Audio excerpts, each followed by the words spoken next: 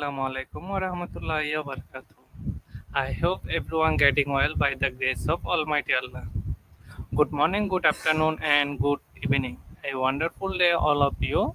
Welcome to our Institution of Global Professional free webinar. Thank you all for joining with us in this wonderful afternoon. Ladies and gentlemen, I am proud to be associated with IGP as a global member, and I feel honored to host this webinar. And it's my delight to welcome you all to our Institution of Global Professional free webinar. Once again, thank you again all for joining with us in this session.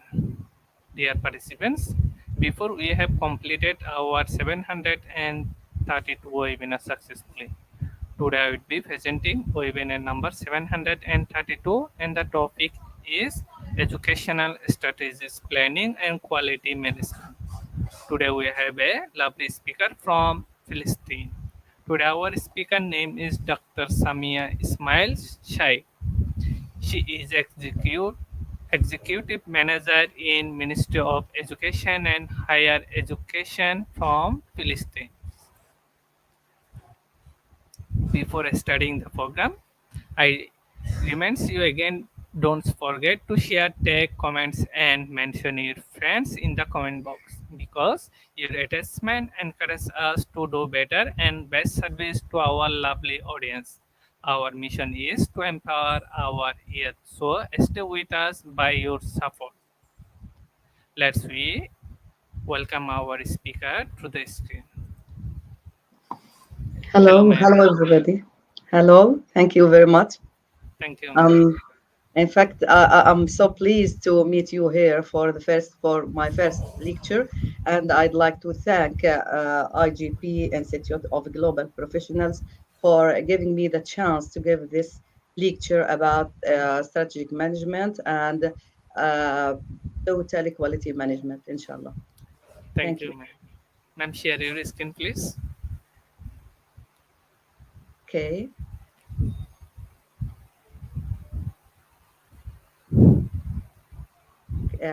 Will you please share my presentation?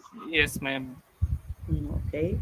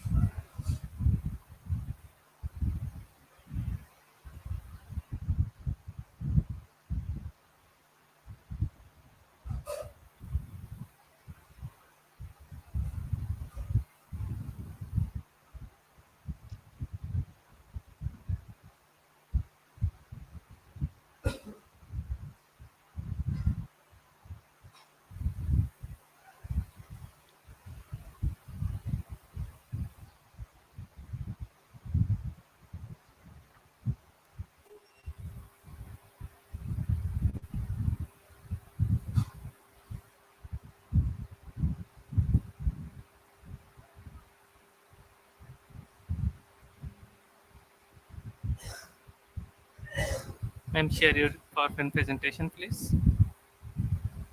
Okay. Waiting.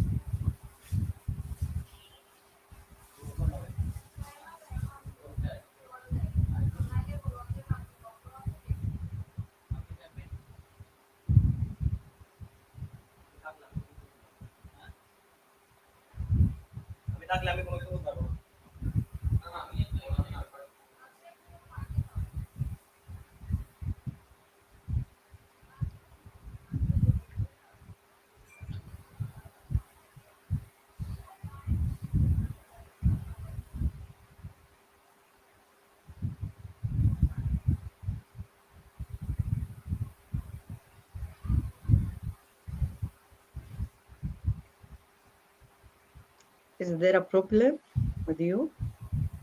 No, ma'am. Okay. I'm waiting for your PowerPoint slide you share. Mm-hmm. Okay. Then you can start your presentation. Inshallah.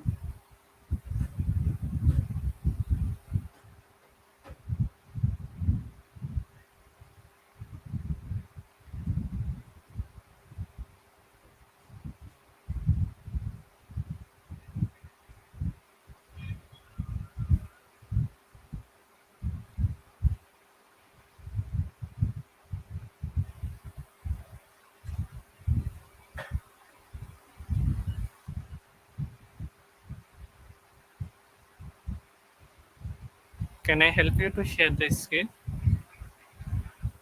Okay. Beg your pardon. Sorry, ma'am. Do you do you need anything from me now? Ma'am, can I help you to share the screen? Yes. I'm going Ma'am? to share my presentation here. Yes, ma'am. Okay, from share screen. First thing is this. Notice.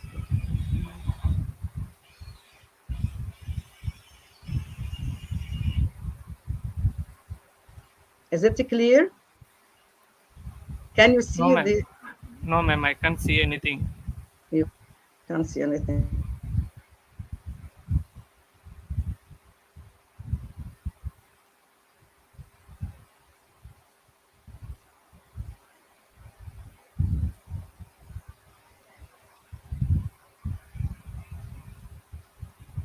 I sent the PowerPoint for you to make it share from your side.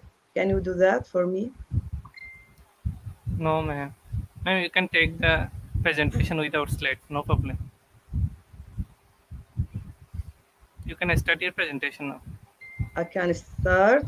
Okay, the slides, computer. I'll be using Keynote, site, upload file. We currently support PowerPoint and PDF. Okay, stop, implement Ma'am, you quality. can start the presentation without slide. No problem. I think that it will be,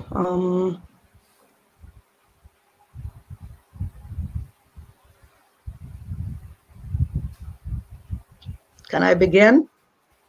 Yes, ma'am. Okay. Hello, everybody.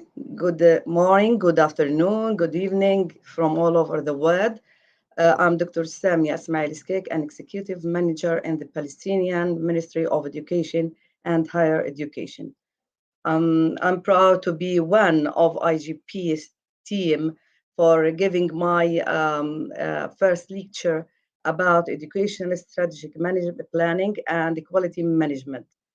Um, um, First of all, I'm going to, in fact, just one lecture about these two critical subjects are not enough, is not enough, sorry. And so I'm going to give you the main components or main issues about these two subjects. If Allah is willing, I'm going to deliver um, other lectures about to complete the main course of these very important or vital subjects. First of all, I'm going to talk about strategic planning. Of all strategy topics, strategic planning probably causes the most confusion and differing definitions.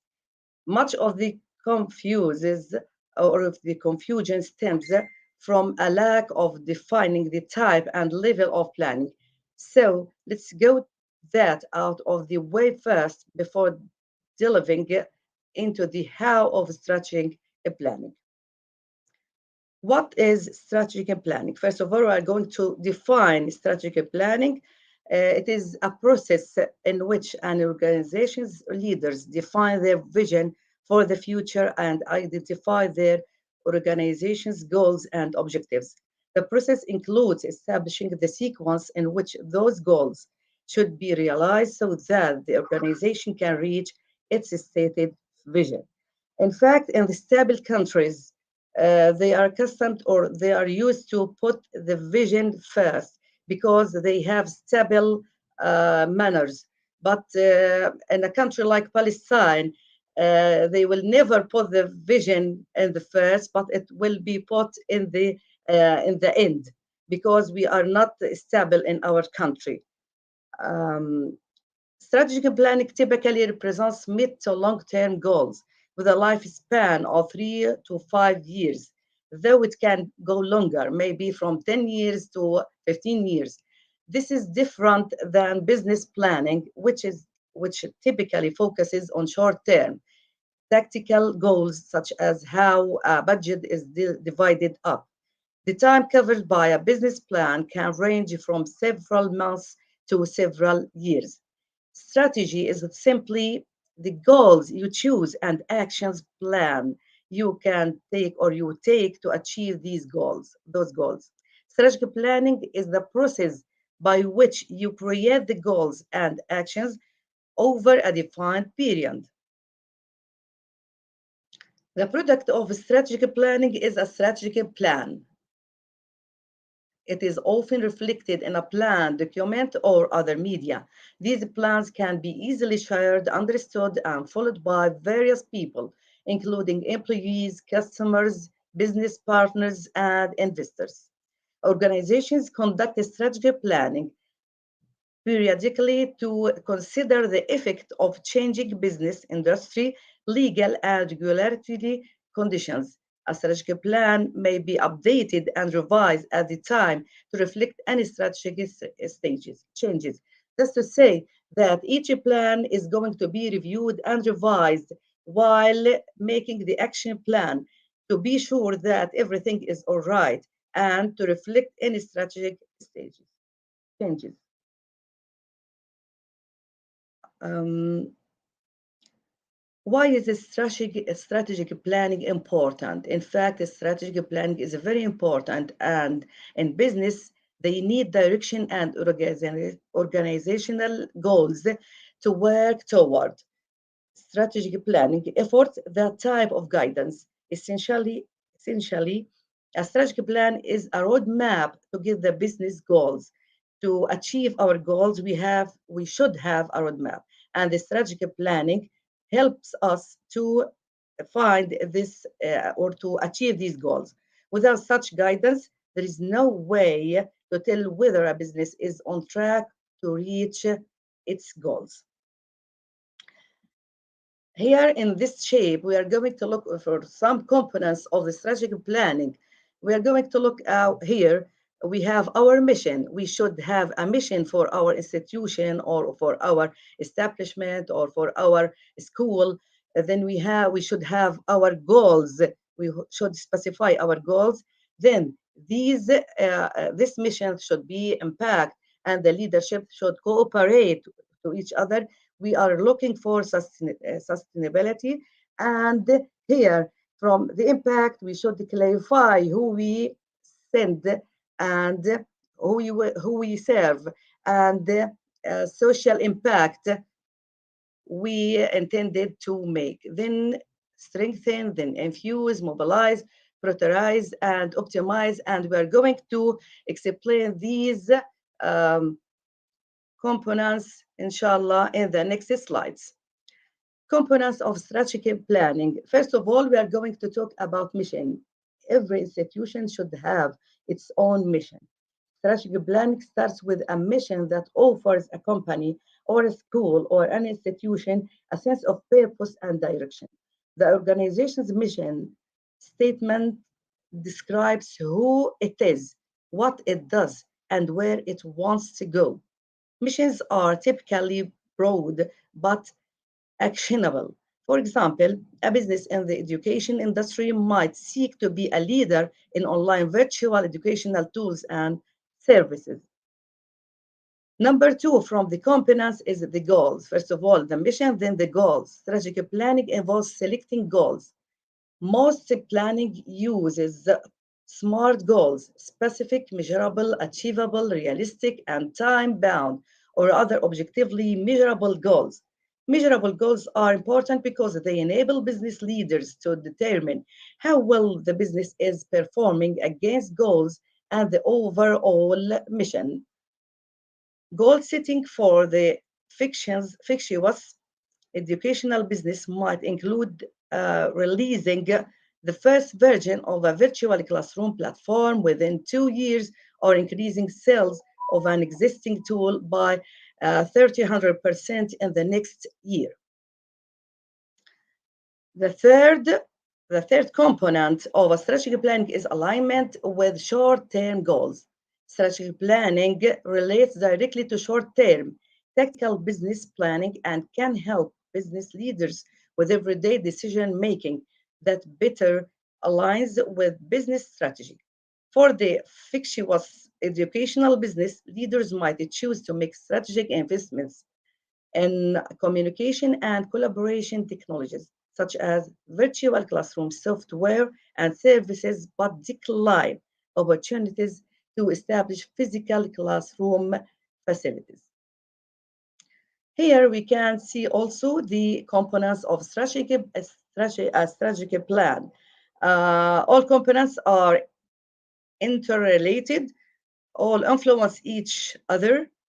Here, if we look at the pyramid, we can see vision, mission. We talked about vision, and I said that in stable countries, they put the vision in the first, but in unstable countries like Palestine, Syria, Iraq, or the Arab countries as general, they don't put the vision in the first of all, but in the end of the pyramid. Vision, mission, values, goals, strategies, and the projects. We're going to talk about these in the next slides also. Number four for the components of strategic planning is evaluation and revision. Strategic planning helps business leaders periodically evaluate progress against the plan and make changes or adjustments in response to changing conditions. If there is an emergency, they should range or should exchange the goals, or they should evaluate the progress if they do a progress or not. So they are going to adjust or change or make changes to respond to changing conditions. For example, business may seek a global presence, but legal and regulatory restrictions could emerge that reflect its ability to operate in certain geographic regions. As a result, business leaders might have to revise the strategic plan to redefine objectives or change progress metrics. Here is another shape or another diagram. It talks about components also of the strategic planning, and we are going to divide it to three phases. In fact, first of all, found phase one, foundational work, then two, plan development, then implementation. In the first phase, we're going to input and analyze, then finish, analyze the external environment and the internal environment to know the points of weakness, strengths, threats, and opportunities. Then the vision, mission, then the values of this company or this school or this district, then the ends and goals, measurements, tools of measuring if we're going on the track or not, then the plan, and governance, then strategic partnership, then communication, fundraising and development, monitoring and managing, then revist and revise. All of these ways are revised and reviewed to know if we're going to in the main track or not. What are the steps in the strategic planning process? There are myriad different ways to approach strategic planning, depending on the type of business and the granularity required. Most strategic planning cycles can be summarized in these 5 steps. First of all, what are the steps in the strategic planning process? First of all, identify. A strategic planning cycle starts with determination of a business's current strategic position. They should know the current position of the institution or of the company. Then, this is where stakeholders use existing strategic plan, including the mission statement and long-term strategic goals, to perform assessments of the business and its environment. These assessments can include a needs assessment or a SWOT, strengths, weaknesses, opportunities, and the threats analysis to understand the state of the business and the path ahead. Without a SWOT analysis or any kind of analysis, here they use SWOT analysis. That's to say, strengths. We are going to know the strengths of our company or our school, the weaknesses we are suffering from, then the opportunities from outside which we can get, and the threats which threatens us uh, and make our performance lesser. So we are going to analyze the environment, the external and internal environment to know what are we going to do in our strategic planning. Then number 3, we're going to, sorry, we are going to know that we are going to prioritize next. Strategic planners set objectives and initiatives that line up with the company mission and goals and will move the business toward achieving its goals. There may be many potential goals, so planning priorities the most important, relevant, and urgent ones. Goals may include a consideration of resource requirements, such as budgets and equipment, and they often involve a timeline and business metrics. The next step will be the main trust that we are going to develop. And this is the main thrust of strategic planning, in which stakeholders collaborate to formulate the steps or tactics necessary to attain a stated strategic objective. This may involve creating numerous short-term tactical business plans that fit into the overarching strategy. Stakeholders involved in plan development use various tools such as a strategy map to help visualize and tweak the plan.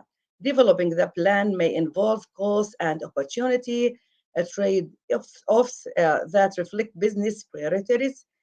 Developers may reject some initiatives if they don't support the long-term strategy. Here, the strategic plan will be divided into many action plans to be achieved or to achieve the goals. Uh, then one of the most important steps in strategic planning process is implementing. Once the strategic planning is developed, it's time to put it into motion. We are going to carry out it or to carry it out. This requires clear communication across organization to set responsibilities, make investments, adjust policies and processes, and establish measurement and reporting. Implementation typically typically includes strategic management with regular strategic reviews to ensure that plans stay on track.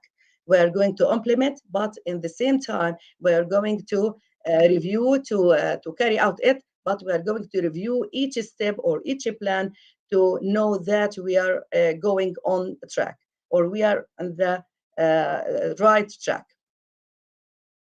One of the most important also steps in strategic plan process is updating or update. A strategic plan is periodically reviewed and revised to adjust the priorities and evaluate goals as business conditions change. and new opportunities emerge.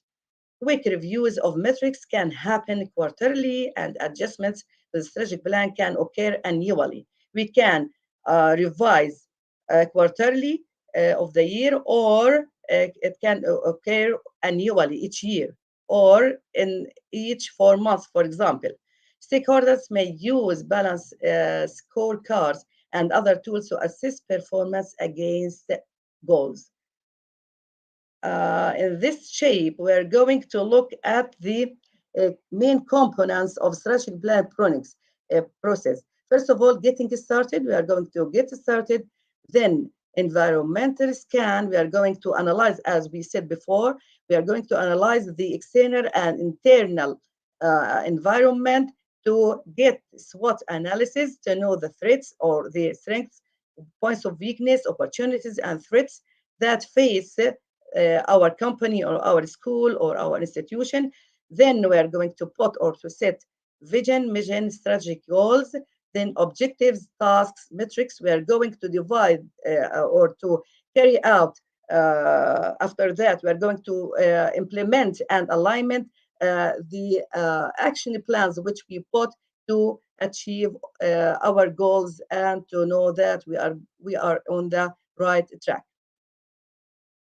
Who does the strategic planning in a business or in education? A committee typically leads strategic planning process.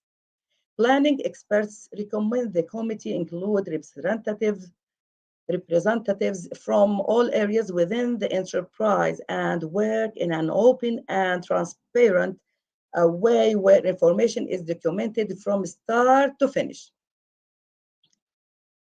Um, The committee researches, gathers the information needed to understand the organization's current status and factors that will affect it in the future.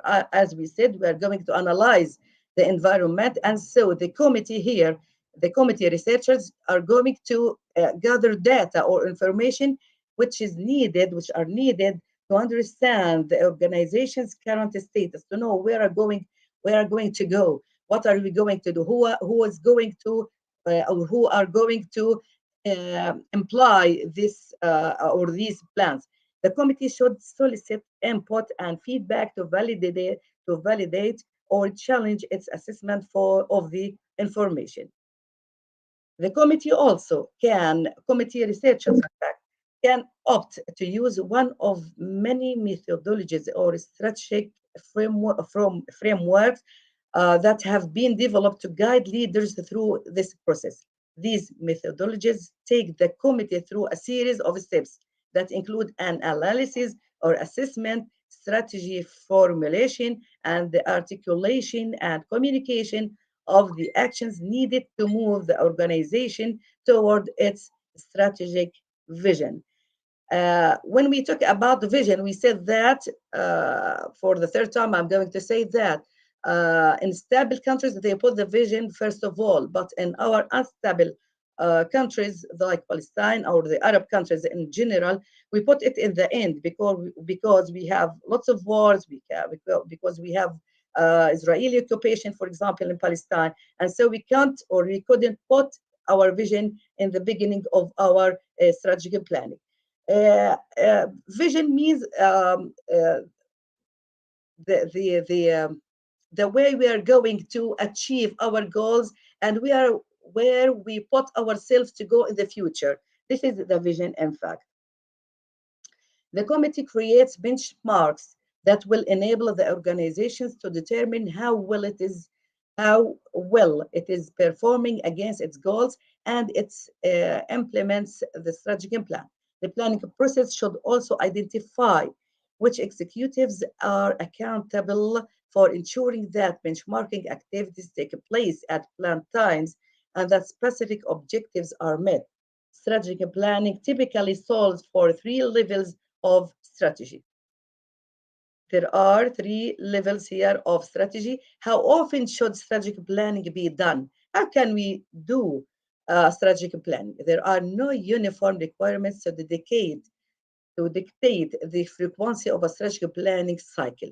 However, there are common approaches. Uh, First of all, quarterly reviews, how we could revise our work or our action plans if we're going on the right track or not. There are three stages that we can or should strategic planning be done. Once a quarter is usually a convenient time frame to revisit assumptions made in the planning process and uh, gauge processes by checking metrics against the plan. This is the first one. And number two, annual reviews. A yearly review lets business leaders assess metrics for the previous 4 quarters and make informed adjustment to the plan. And the third is timetables are always subject to change.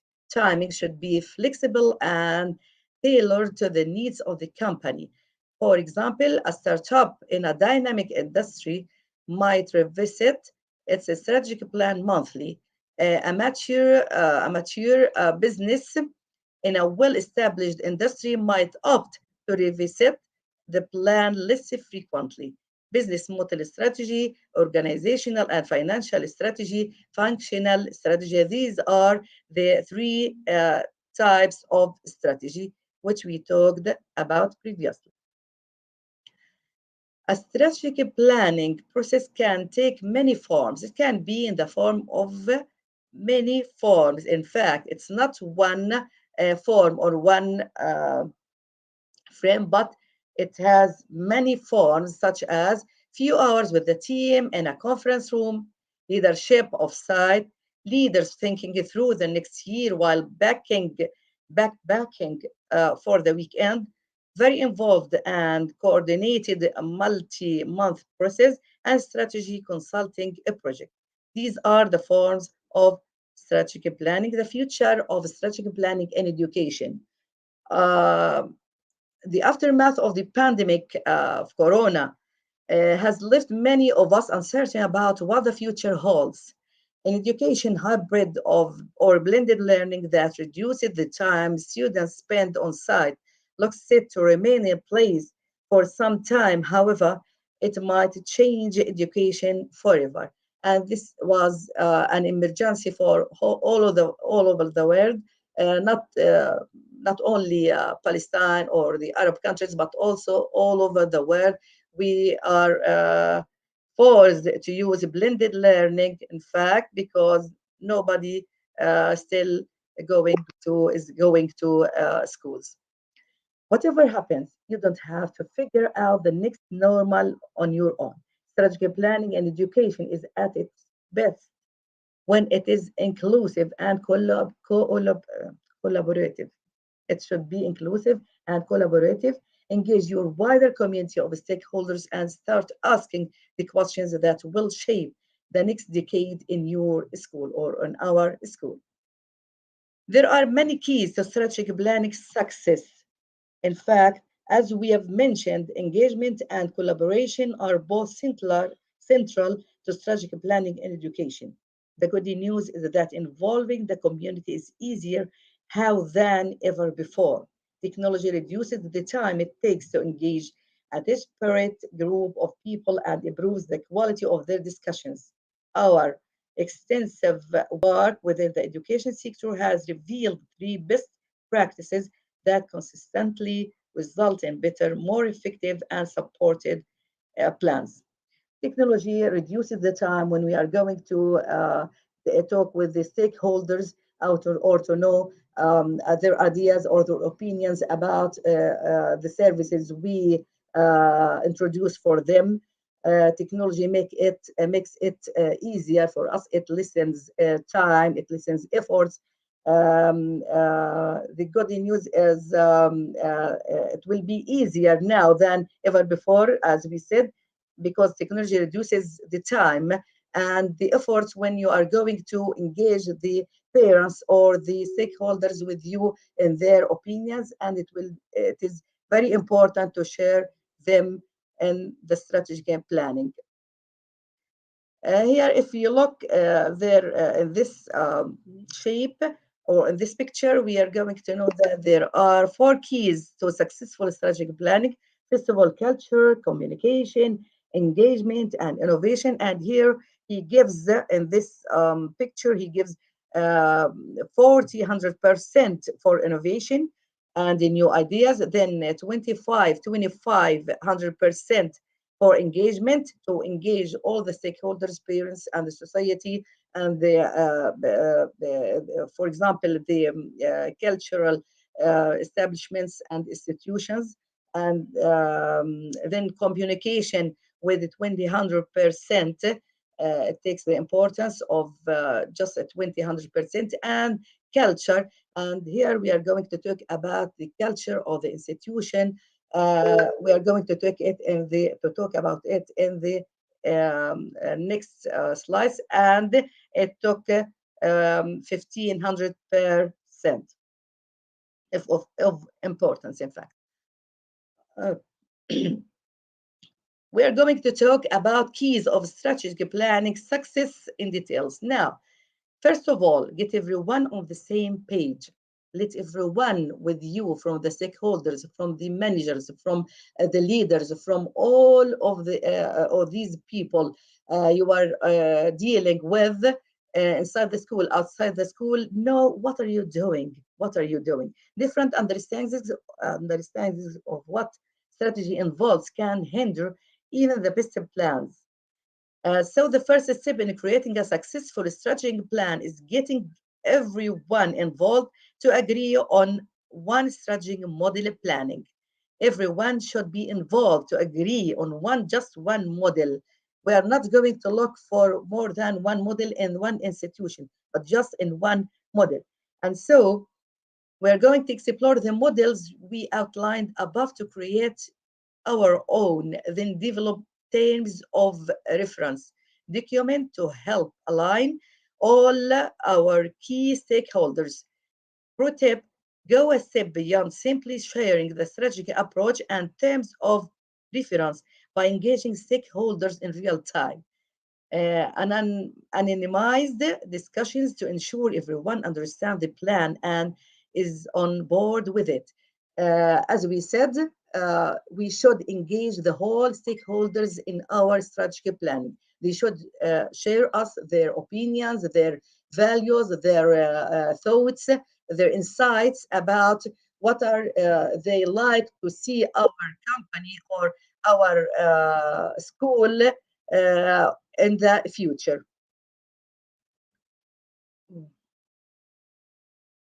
Sorry. Mm. Then be a collaborative leader, much like early reading programs. Every minute and every dime invested in gaining community support pays of exponentially. So it's concerning that in research from 2020, less than 400% of the teachers survived said that the strategic planning was a collaborative project in their schools. This means that it is a successful way to go on the track or the right track if we use strategic planning. And so the leader should be a collaborative leader to share the ideas, the vision, or the mission, or the goals, or putting these goals in the right track, or the strategies that he put uh, about the leader I talked. He put share them with the other teachers or the other employees in the institution. Collaboration is critical both for ideation and developing an actionable plan. So, when the leader, the active leader, the successful leader shares the ideas with his employees, so he will get more ideas and this will develop an action plan. It's also becoming more urgent. Experts have used the experience of past crises in Japan and in New Zealand to advocate for more student involvement in shaping school culture and decision making in the post pandemic era.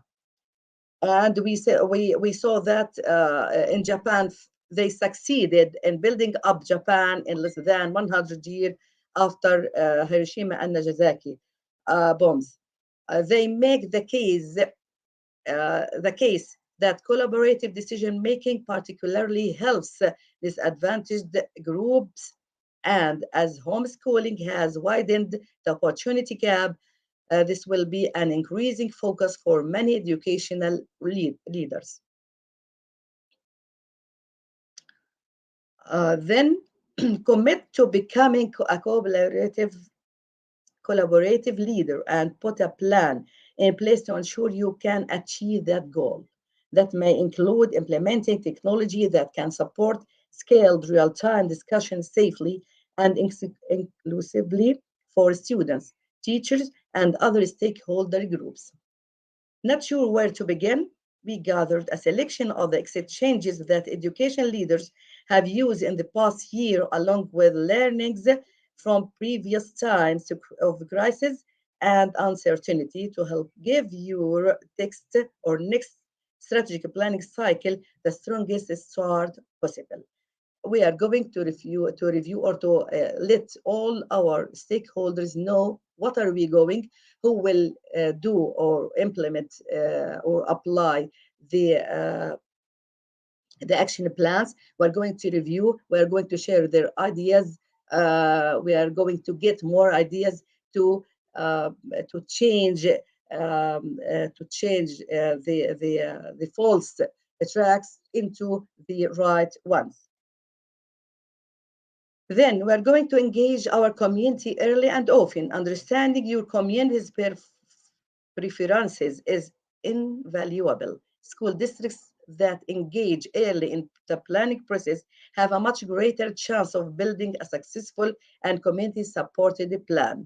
School districts, as we say, that engage early in the planning process have a much greater chance if the community engaged with our strategic plan, it will be a greater chance of building a successful and community supported plan, and there will be lesser mistakes. Enterprise discussion management, it stands for EDM, software has been proven to contribute to more effective strategic planning in education. EDM, enterprise discussion management, empowers leaders to run and scale confidential unbiased exchanges where they can learn what the people that matter really think, explore thought exchange success stories to learn more. Here, when we exchange the ideas with others, those exchange success stories, we are going to learn more and more. If we share with our stakeholders, we are going to listen the false or the mistakes we are going to fill in or to fill with. And so it will be engaging our community early and often, it will be better from sharing them in the end. Strategic planning models in education. In fact, there are lots or several different ways to approach strategic planning in education, depending on the priorities of the school and the needs of the community itself. According to the community, what does the community need? We are going to use the approach or the strategic planning approach which is suitable for this community. Defined models provide a good springboard, but we recommend adopting the iterative process to find what works best for your school. This is a recommendable approach which we can find what works best for our school. Sometimes less really is more. The plan, this plan on a page, this is the first form of strategic planning approaches. In fact, this plan on a page is just that one page. It works by identifying 4 areas of strategic planning with goals, measures, and an action plan to achieve each one. The 4 areas are broadly applicable to all schools: student performance, human resources, partnerships, and equity. This form is suitable for student performance, human resources, partnerships, and equity. It is very applicable and broadly applicable to all or for all students. And it is advised to use it. Another type of approaches or another way of strategic planning approaches is alternatively is the VMOSA model. Stands for, this is a model, and it stands for vision, mission, objectives, strategies, and action plans. It's designed to help education leaders define a vision and develop practical ways to bring about the necessary change. And this is very important. And this approach, in fact, uses the main components of the strategic planning. There is another approach which is called the five-step model. Is another strategic of straightforward approach that begins by asking how well are we doing before defining improvements and a path to achieve them. And this is very important also. In fact, in this slide, we ended all about strategic planning, but not all the information I wanted to say, in fact, but I think that there will be no time, or I don't have much of time to tell you much about strategic planning. For now, I'm going to talk about the second subject, which is uh, the total equality management. First of all, I'm going to talk about equality management, then I'm going to talk about total equality management, which is abbreviated by TQM. Um, we're going to talk about total equality management, definition, characteristics, and benefits.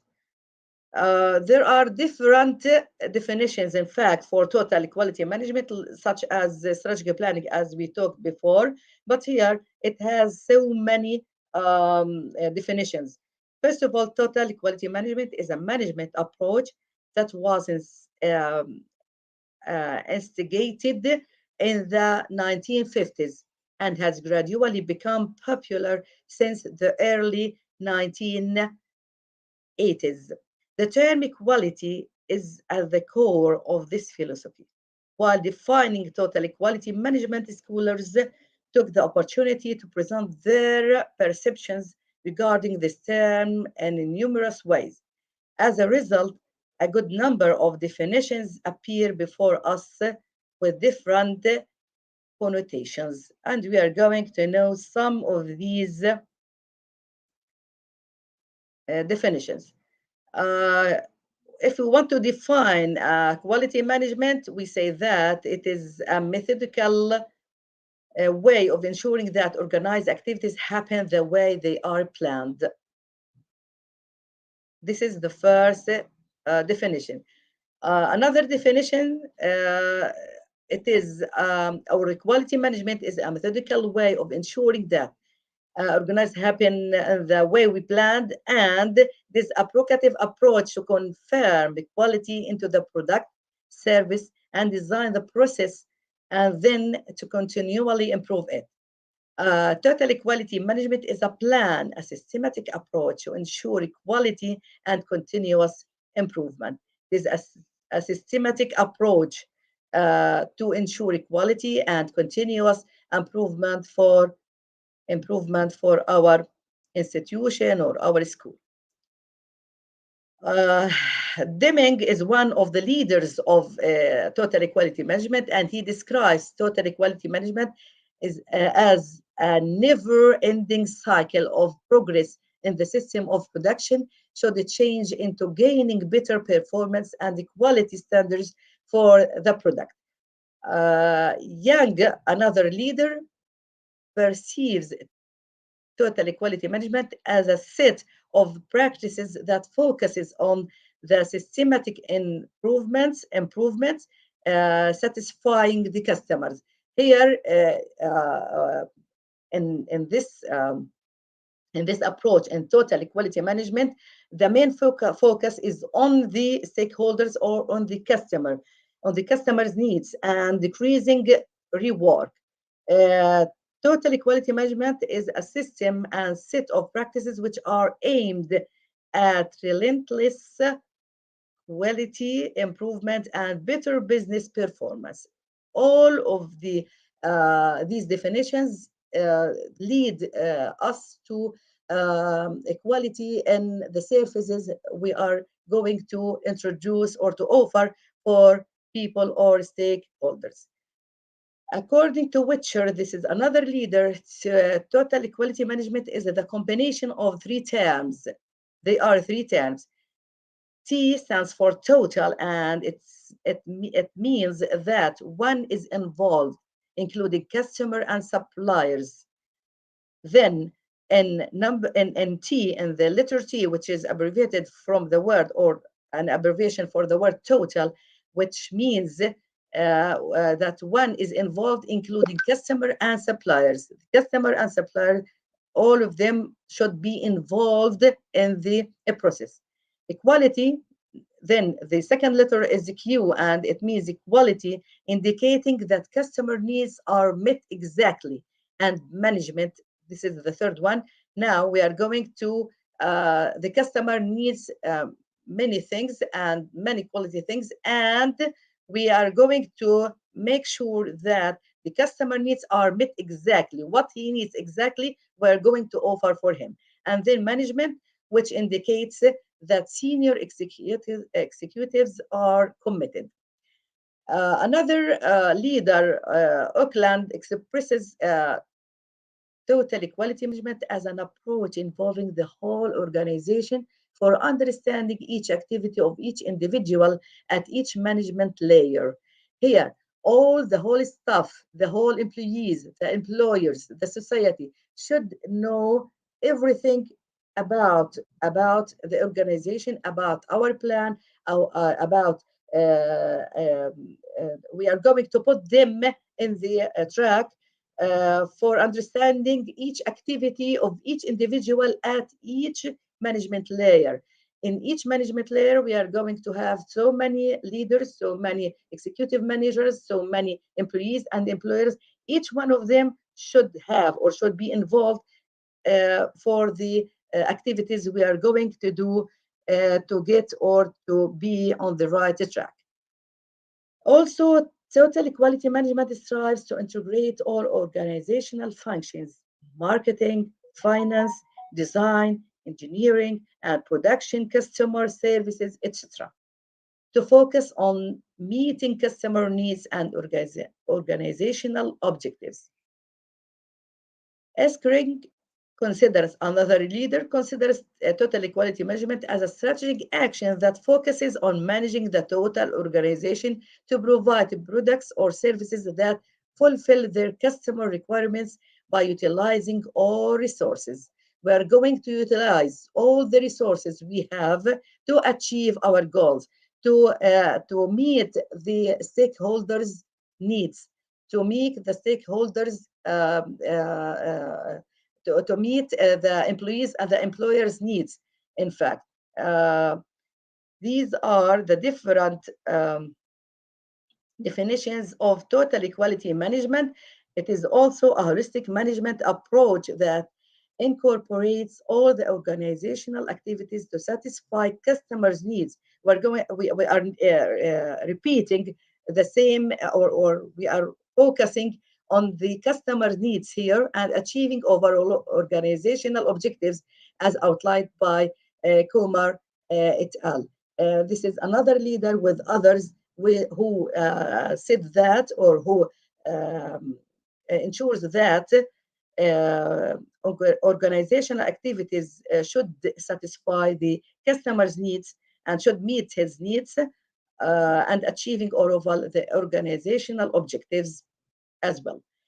Uh, Total quality management also is a management philosophy which creates a customer driven learning organization devoted to total customer satisfaction or satisfaction, yes, through continuous improvement in the effectiveness and efficiency of the organization and its processes.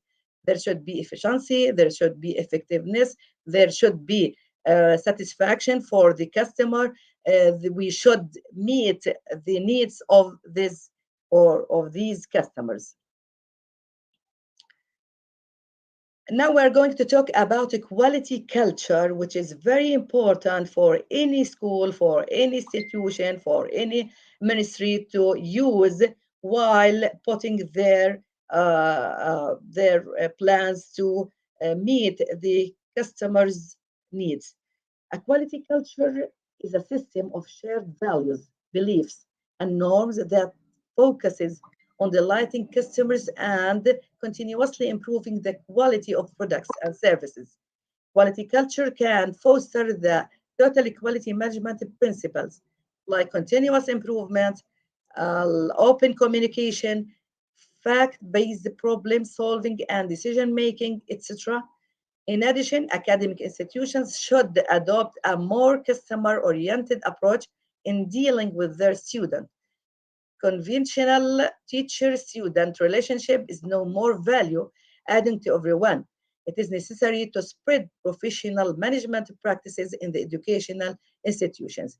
Here, the leader, if he has a good culture about values, good beliefs, good norms, uh, uh, this will be reflected, all of these will be reflected upon his establishment and or institution, and so it will need or it will meet the customer needs. There are many essential characteristics as well as the significant offerings of total equality management. First of all, continuous improvement. These are essential characteristics. When we talk about total management, total equality management, then we are going to talk about continuous improvement, integration of people. They should work all together. They should share ideas together. They should plan together. They should know at every layer of the institution. They should know what are we going to do, what should we do, functions and resources, systematic and structured approach, quality control at every level of organization, a very at every step of the operating process. There should be quality control at every level of the organization and at every step. Every step should be reviewed, should be employed in the right way to get the stakeholders' needs or to meet his needs. Then developing a human and organizational capabilities. There will be a continuous practices or practicing for the human organizational capabilities. All the time they will take courses, they will develop themselves, efficient utilization of resources. There should be a good utilization of resources. People participation. These people should participate with each other to meet the stakeholders' needs. Customer satisfaction. The customer should be satisfied with the services he took or he takes or he needs. Creating a quality culture and so on. When we create a quality culture, then we can achieve our goals easily. The essential characteristics also continuous quality improvement, as we said before, quality consistency, participation of academics, students, and non-academic staff, satisfaction of the clients, the existence of management procedures that reinforce the quality are a number of equality management programs that nobody would consider irrelevant in the context of higher education. There should be continuous quality improvement to meet our customers' needs. Also, quality can create an ambience where educationalists, parents, government officials, community representatives, and business leaders work jointly to develop students with the resources that they need to meet current and future academic, business, and societal needs. There should be cooperation between all of these components, like educationalists, parents, government officials, community representatives, and business leaders. All of them should work jointly to deliver students with the resources they need to meet current and future academic, business, and societal needs, as we said. Then there are many challenges that face those who implement total equality management in education. There is no doubt that total equality management has full potential serve education. It must not be taken as granted that there are no challenges or barriers in implementing total equality management in education. For example, some educators believe that philosophy which is developed for business may not be appropriate for service organization like educational institutions. The schools or other type of academic institutions are very much different with a different ethos and characteristics that made difficult or even impossible to implement a philosophy which has been derived from industry. For total equality management, in fact, it was implemented in industry and the strategic planning, and we took from it the most important components and we put them into the educational system and tried to apply it, and we find that it was very successful to use them. And so some philosophers or some educationalists believe that it's in vain to use total equality management, which has been used in industry, and we are going to use it in education. They use that it is useless, but in fact they have the wrong idea. In fact, the biggest obstacle could be that is another obstacle is it could be the commitment from the parties involved with the education system. Lack of top, especially the top management commitment affects total equality management efforts negatively. If they are not committed, if they are not they don't have, if the uh, educationalists or the leaders are not or don't have the commitment from the parties or the commitment for using quality management, this will affect total equality management efforts negatively, which is one of the main reasons of failure of total equality management efforts management and teachers. If there isn't a commitment, there will be failure, in fact. And so we are going to, or the leaders, most all of the employers and employees in each layer in the institution should believe in being or in having a commitment towards this uh, institution. The extreme resistance to quality process improvement comes from professors who consider it is just another business oriented craze. A typical mindset may underline the effectiveness of total equality management is education. Some professors or educationalists think that or consider that it is an over business oriented phrase for them, and they don't like to uh, be in this form. The role of individual, particularly the teachers, are often informal and less bureaucratic in traditional education system. On other hand, Cook and Fisher, two leaders of quality management, observed that total equality management approach seems to be more administrative and bureaucratic. There is the tendency to produce relentless meetings, generate enormous amounts of paper, and delay or escape critical decision making. And they find that, or most of these professors or educationalists um, don't like to use total equality management because they think that it is an obstacle or it hinder their work, and it is an overwork for them. The reasons for unsuccessful application of total equality management in higher education. If we want to apply or to implement total equality management in higher education, there are some reasons for unsuccessful application of TQM, total equality management. First of all, resistance to change. And here we are going to repeat the causes we or reasons we said previously. Resistance to change. People don't like to change, in fact, and this is the nature of them. Lacking of administration commitment. They don't like to be to have the commitment which is used for the successful or for being successful in application of TQM. High time investment due to personal training, then difficulty in applying TQM, total equality management tools, to higher education institutions, insufficient experience of team leaders and staff in teamwork.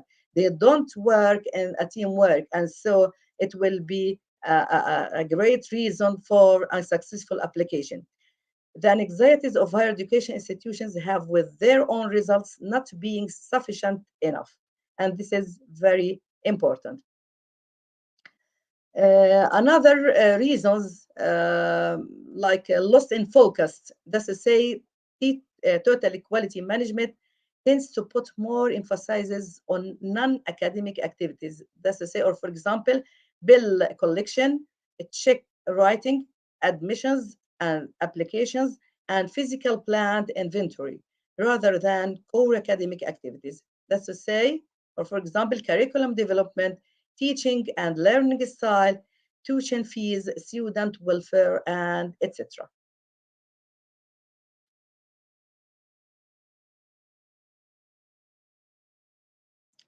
Reasons for a successful application of also total equality management in higher education. We're going to repeat it. Resistance from the faculty members, as it is, as it total equality management impedes their authority and their freedom, violate the confidentially related to assessment, promotion, salary, and so forth, and practice of teamwork and education process, as these are not consistent with the traditional teaching process. Then these difficulty members use the traditional way in teaching a process, and so they don't like to or they resist the new ideas, the new techniques to use in their institutions, and so it will be the resistance to change is a very important cause of being or of getting failure uh, or being failed in using in their institutions. Defining customers and also defining customers and measuring outcomes are two major difficulties in implementing total equality management in education, since a wide range of customers like students, parents, researchers, alumni, business firms, and so on are involved in higher education. So it's very difficult who are the real customers in education. It is equally difficult to measure the outcomes of equality initiatives. This is a very important reason for unsuccessful application of total equality management in higher education. There are also some barriers in implementing teacher equality management in education. First of all, the absence of effective communication channels. They do not have enough communication channels with each other. They are not going to, or the employees and the employers don't know anything about the plans the institution do or the leaders is going are going to do. The problem is in measuring high education institutions results is very difficult. The coexistence of multiple purpose and objectives for higher education institutions also it is another barrier. The next thing is or the next barrier is the emphasis in the individualism and significant degree of internal competition. Here the individualism makes the leaders don't like to implement or to apply the total equality management because it will be just to take the services or to they from them from their hands or to be off their colleges.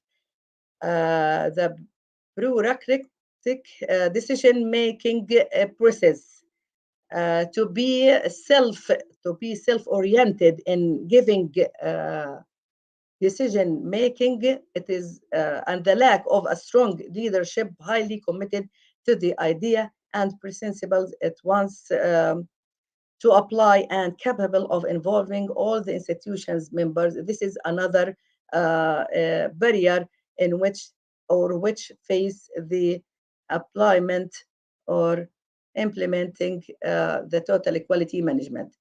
Also, ineffective leadership, obstruction to change, contract contradictory policies, also concerning the leadership or the leader. If he has an obstacle to change, if he don't want to change, if you resist to change, this will be another barrier.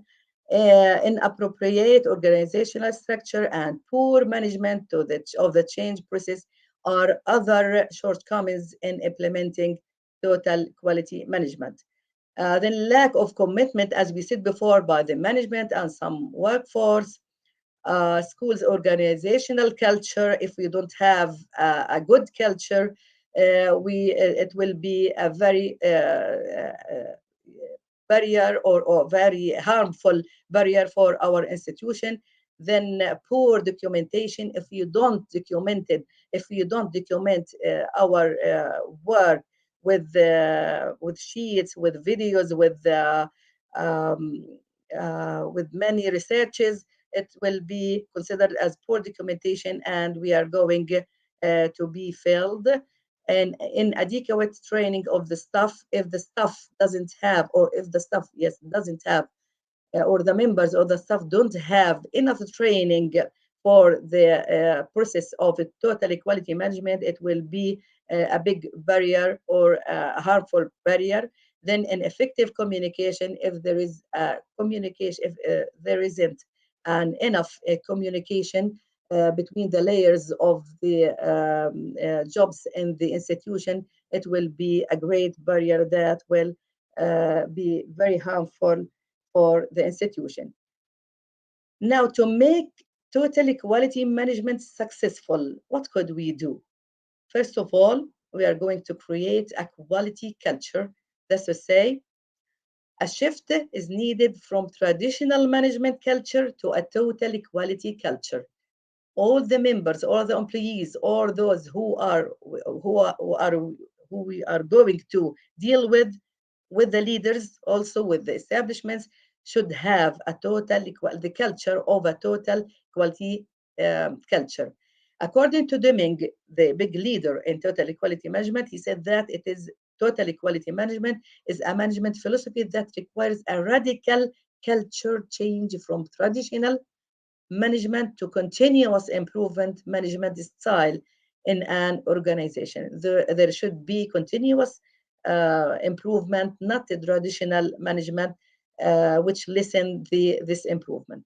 A similar thought is also echoed by Salis, another leader in total equality management. He mentions that total equality management requires a change of culture. It requires a change of attitudes and working methods, as well as a change in institutional management. All the leaders in total equality management emphasize that there should be there should be a focus on the improvements and continuous improvements management, and we should make a radical change in using the traditional management and to use the continuous improvement management style.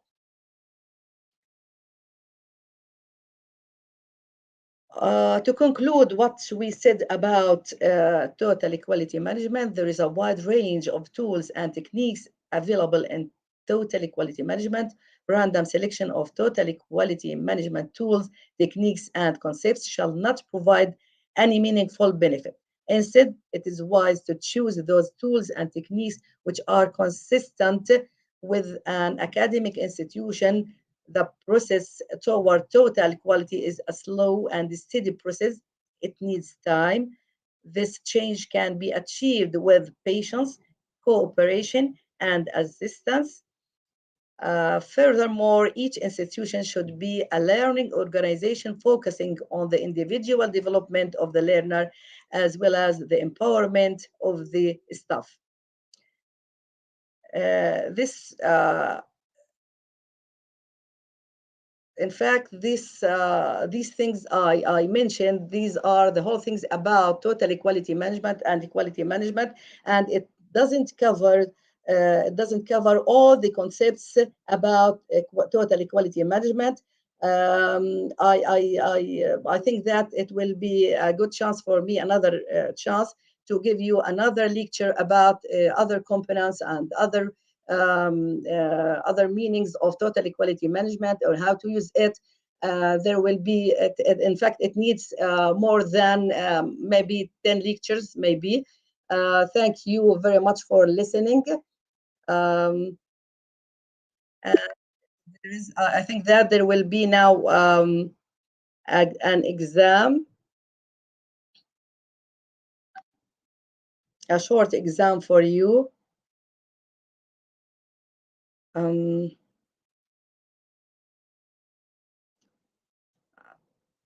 Mr.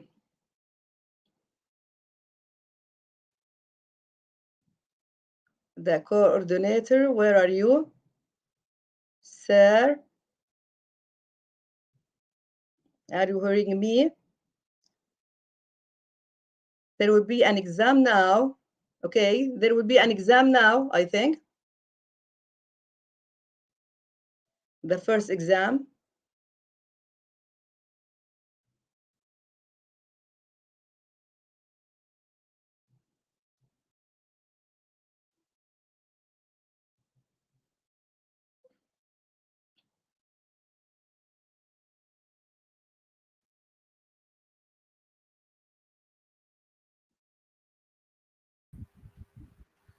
Thank you, ma'am. Thank you very much, ma'am, for your wonderful presentation.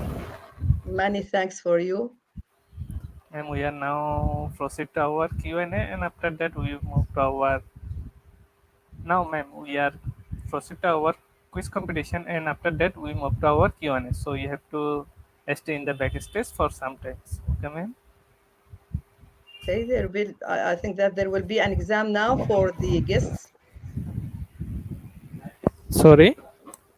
There will be an exam for them, I think now, for Yes, the ma'am. guests, for our guests, and they are going to take the certificate about according to answering the questions in the exam. Am I right? Oh, right, ma'am.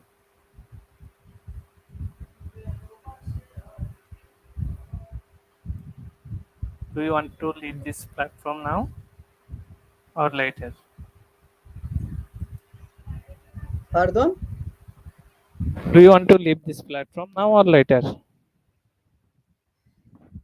I didn't get the point. In fact, beg your Do you want to pardon. leave this platform now or later? Because we have a Q&A after this quiz competition. You are going to give them 10 minutes for answering the exam, I think. Then I'm Okay, ma'am. going Okay, ma'am. It's enough. to answer questions if they have, if the guests, our guests have questions. Okay, ma'am. Now we are proceed to our Q&A, and after that we move to our quiz competition. Okay, ma'am. Now we proceed to our Q&A.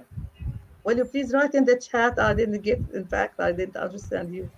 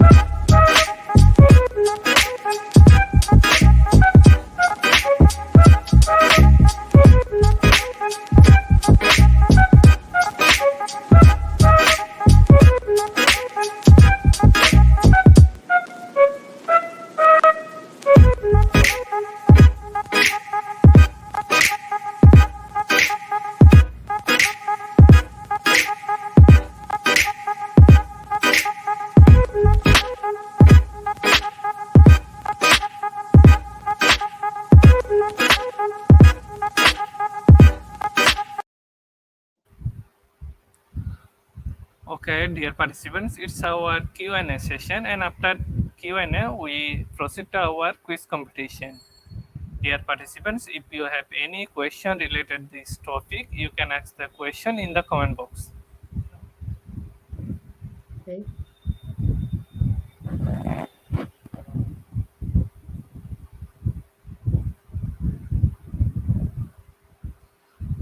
After Q&A, we move to our quiz competition, and after that, we move to our certification process. So participants are requested to ask their question in the comment box.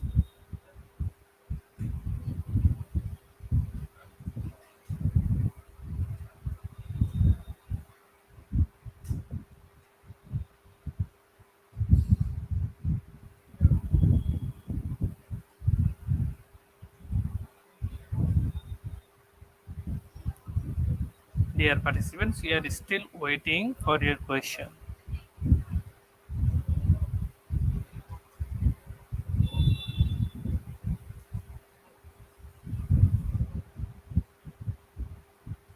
Matthew, please, how many participants do we have? Sorry? How many participants do we have? How many participants do we have? Oh, now we have 52 participants in the live program. 52? Participants. Yes. Okay.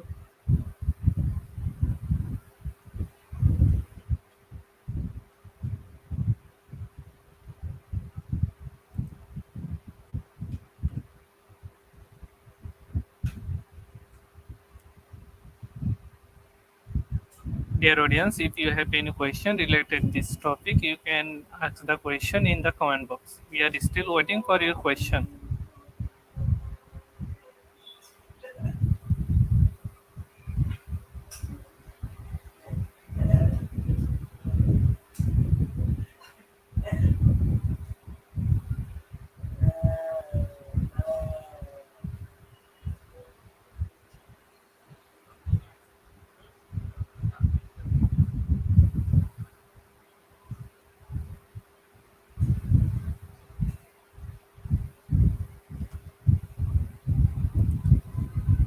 Ma'am, our first question is, how do you really determine strengths and weakness in every line of work? And thank you. Okay. Thank you, Hadia. In fact, if we want to determine strengths and weakness in every line of the work, first of all, before we begin to plan or to make a strategic planning, we are going to analyze the environment. Before anything, we are going to analyze our environment, internal and external. And so we are going, as for example, we are working at a school. So we are going to know what are the points of strengths at our school. How many good teachers do we have? If we have enough furniture, if we have good things at our school, this is for our school. Then what are the points of weakness at our school? We are going to mention them and to put them, and this will be through a discussion with the staff. You are going to choose a committee to choose some active teachers to be members of this committee. Okay, and you are going to put each strength, point of strength or weakness inside your school. Then we are going to look outside the outside or the external environment, and so we are going to know what are the opportunities do we have, what are the benefits shall we get if we deal with the universities, for example. If we go to the local society, what are the benefits? What are the opportunities do we have or shall we have?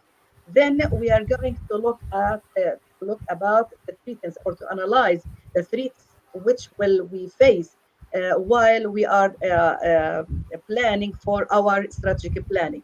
And if there are, for example, institutions or schools threatens us with our or compete us, we are going to know all these things to write them and discuss them with the committee to be and they should be written in a model to be put in our strategic plan to get success in our strategic plan. That's what we'll be doing, inshallah. Thank you, ma'am, for your wonderful presentation. Thank you.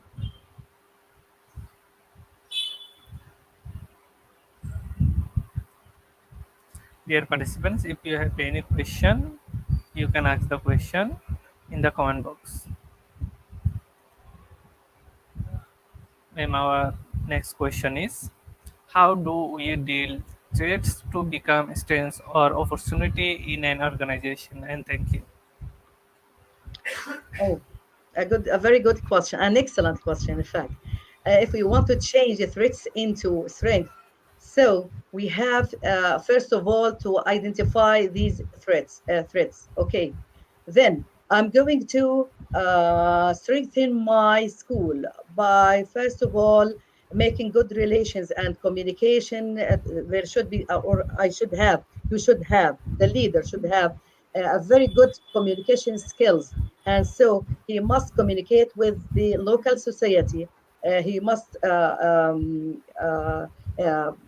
deliver some meetings with them to know their ideas, to know their thoughts about the school, to know that, or to help this school to overcome these strengths. If the local society and the establishments, the universities, the cultural institutions help the school to overcome these threats. So we are going to change these threats into strengthening points, and so we can get the track, or we shall need or shall reach the track we want. If you have good relationships, if you had a good communication skills, if you have good communication skills, and if you have good relationships with the universities, in fact, especially if you are in, for example, a secondary school, you are going to make a very good relationship with the universities. You should communicate with them, go to or to visit their labs. There will be a combination between you and the universities, and so you will strengthen your broadcast or your teachers to overcome the threats and to be very good participants in making strategic planning and in becoming very strong. In fact, there should be to change also, or to deal with threats to become threats. Also, there should be, or there should be a teamwork inside the institution. The leader, the employees, the employers should work together. They should know everything about what are we going to do, who will do the action plan. There should be action plans. There should be reviewed all the time. We should for example, listen the mistakes we are going to fill in. This is by exchanging ideas, by making brainstorming with the staff, with the committee, with the local society. So you are going to listen the threats you face, and the local society and the Minister of Education, for example, will help you to make or to listen these threats, and so it will be strengthened.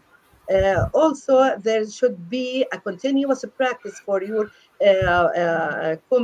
committees inside the school or at your institution. There should be a develop. There should be a good culture, as I said, a quality culture inside the institution.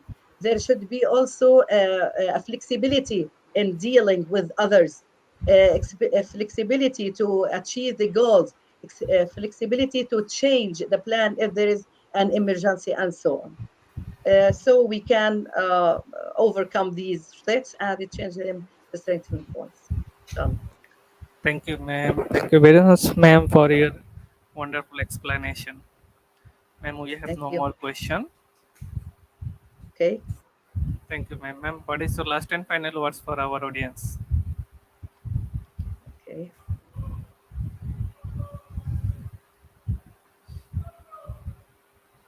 Ma'am, what is your last and final words for our audience?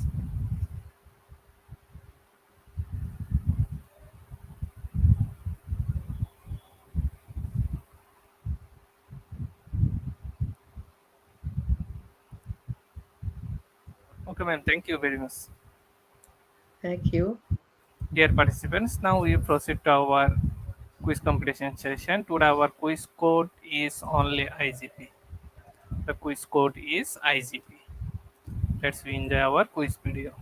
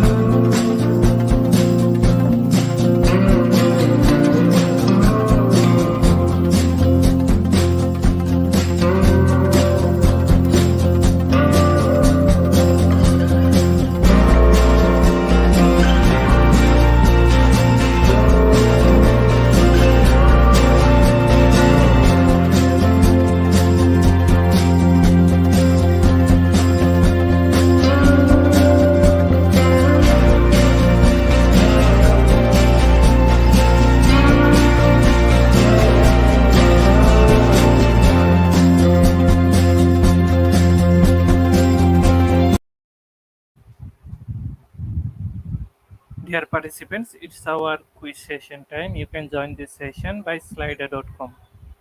And today our quiz code is IGP. After quiz session, we have certification process. You can also scan our QR code from the screen to join this session. If you want, you can also mention your friends in the comment box for joining this session. Thank you, our co-volunteer Celine Yamaguchi, for your cooperation in the comment box. Now, 49 participants join with us. We start our quiz competition after 1 minute later.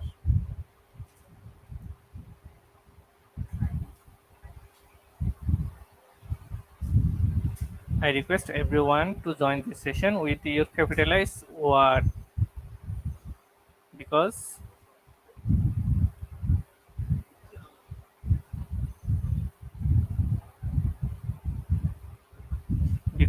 it will be directly pinned on your certificate. So join with your full name and capitalized word.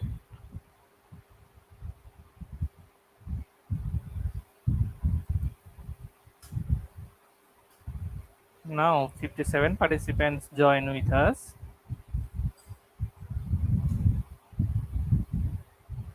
We start our quiz competition now, so be ready. Our first question is, in some organization, strategic planning is focused in what only? The statement is true or false?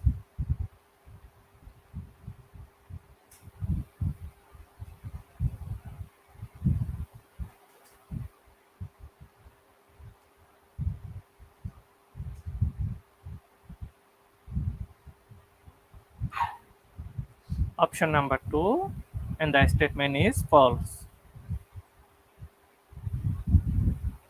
Let's move to our next question. What topic are placed on top of the strategic planning pyramid? Is it goals and strategies initiative or mission and vision?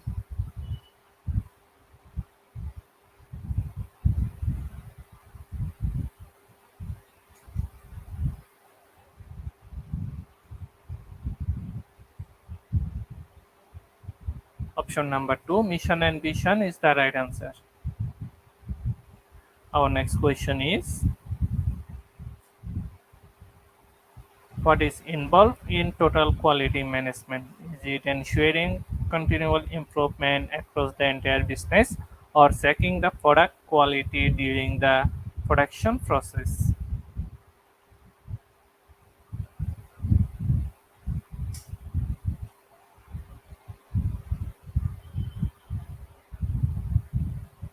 Option number one, ensuring continual improvement across the entire business is the right answer. Our next question is, achieving organizational goals by planning, organizing, leading, and controlling resources. Is it management or external recruitment?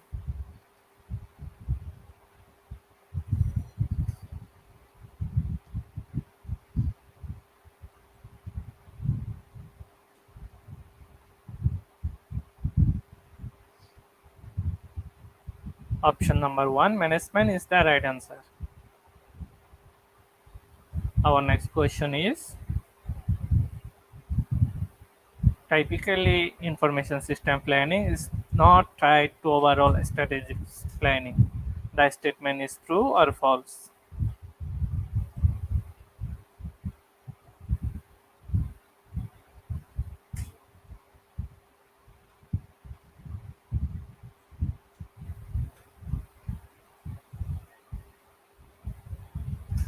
Option number two is the right answer and the statement is false. Our next question is,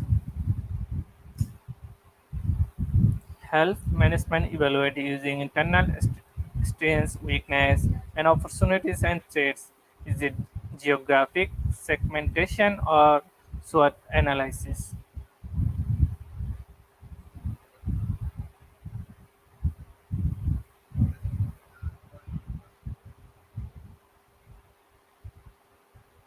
Option number two, SWOT analysis, is the right answer. Our next question is, which of the following steps in the first step in goals-based strategies planning? Is it define strategies or analyze situation?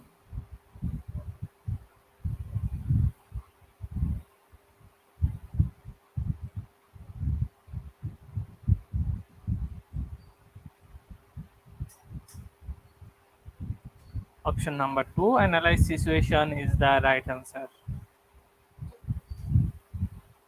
Our next question is, what type of analysis is useful tool in the strategic planning of an existing athlete training program? Is it the SCF analysis or odds up analysis?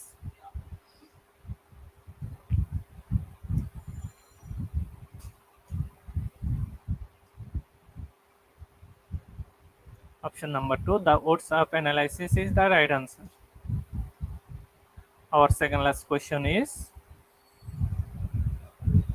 the goal of quality circle is to complete a specific one-time task or improve performance in main areas.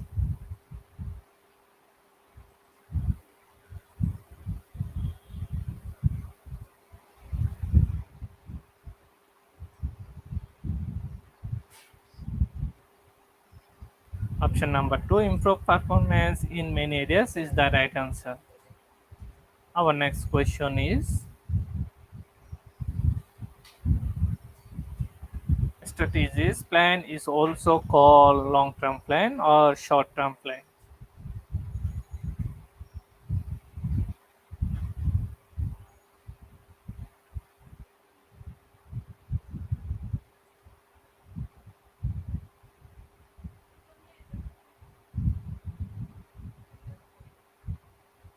Option number one, long-term plan, is the right answer. Congratulations of our top 10 quiz competition winners.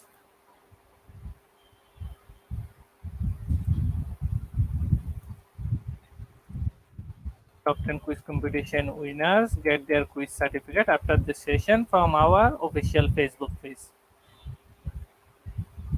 On the leaderboard, now the top position is Fema, and the second one is Jinalin, and the third one is Galli, the fourth one is Yashi Dema.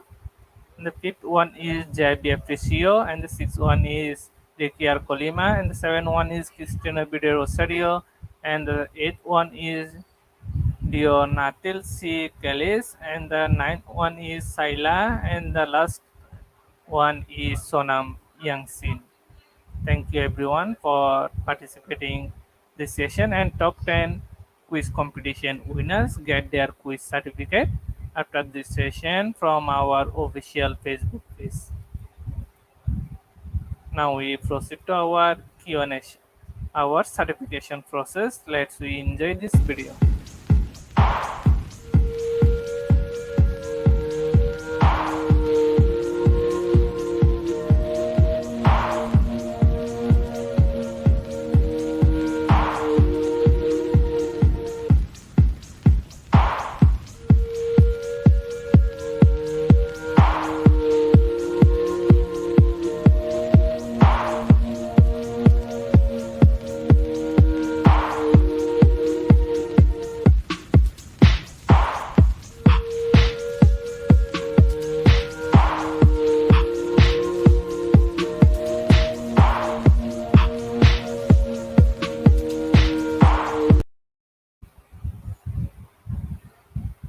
Dear participants, today our program name is Educational Strategies Planning and Quality Management. Today our program code is IGP 3039. The code is IGP 3039. Without code, no one is eligible for certificate. With code, you can claim your certificate anytime, and without an account on our website, you can visit only, but you can't do anything functionally. Thank you everyone for attending this session. I hope you learned something new from this session. Best of luck and stay happy, stay safe.